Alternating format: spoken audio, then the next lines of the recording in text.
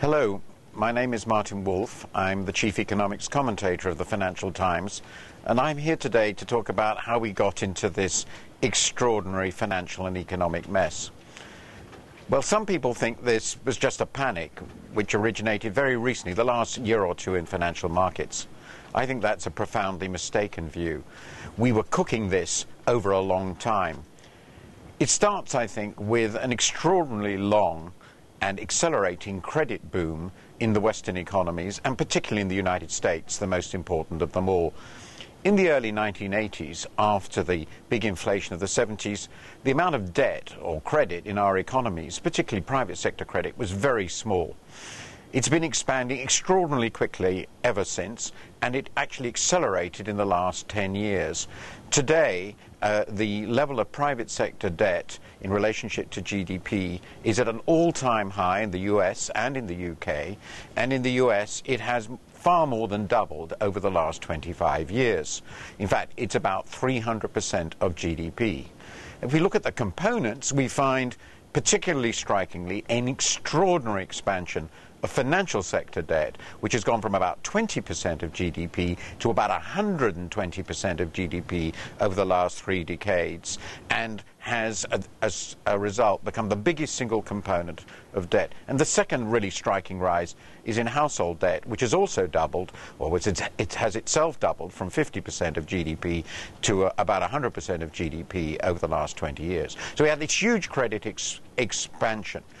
Now, in the last 10 years, something else happened, which really accelerated this, and that was the rise of the global imbalances, the supply of savings coming from around the world, particularly from China, but also a number of other very important economies, drove down real interest rates and led to the emergence of huge current account surpluses in these countries. The US was the principal borrower. A number of other developed countries turned out to be the principal borrowers. So we had money flowing, as it were, capital flowing upstream from poor countries to rich countries. Then the question is, well, who borrowed this money? Where did it go? And the answer we know is to households. Essentially, it was huge household borrowing financed by this credit boom linked to housing bubbles, which was the background condition for absorbing all these savings. And up to 2006 in the United States, and a little later in the UK, 2007, all was going well. Now, there was a third element, and here we're getting to the financial sector. In constructing the devices for lending all this money to households, the financial sector was exceptionally clever in the instruments it created, the so-called securitized assets, collateralized debt obligations, which were created, packaged, sliced up, and transported all over the world. Now, what happened when house prices started to fall? Well, people started realizing that these assets were not worth what they thought they had been worth, and they weren't as safe as what they thought they had been. They thought they were AAA, and many of them, and they weren't. This started to get really anxious in 2007. It triggered a panic from August of 2007, and that panic turned into hysteria when Lehman was allowed to go under in September of 2008.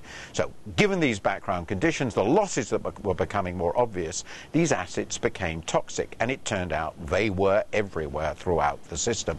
Once panic set in, essentially markets froze, lending among banks froze, and we no longer had a functioning financial system. Now, without a functioning financial system, this became impossible for anyone to borrow, and inevitably demand collapsed in these debt-fueled economies, triggering this massive global recession. And this came on top of the simple fact that in this context, households that have been spending so much more than their income for years. In the case of the US, they were running a so-called financial deficit, an excessive spending over income that they'd never had before. It was completely unprecedented in the middle of this decade. Suddenly they were cutting back, and they were cutting back in the UK and in other places. So demand collapsed for this reason in the context of this crisis. Now, up to then, the exporting countries, the countries that hadn't had huge debt on credit booms, but have been sending exports to the countries that had these booms, were not very worried. They thought, well, everything's fine, we're quite responsible, quite sensible. But they discovered, in fact, that they'd been living off the profligacy of these countries, and the result was their export collapsed very quickly, investment correspondingly declined, so they were in it.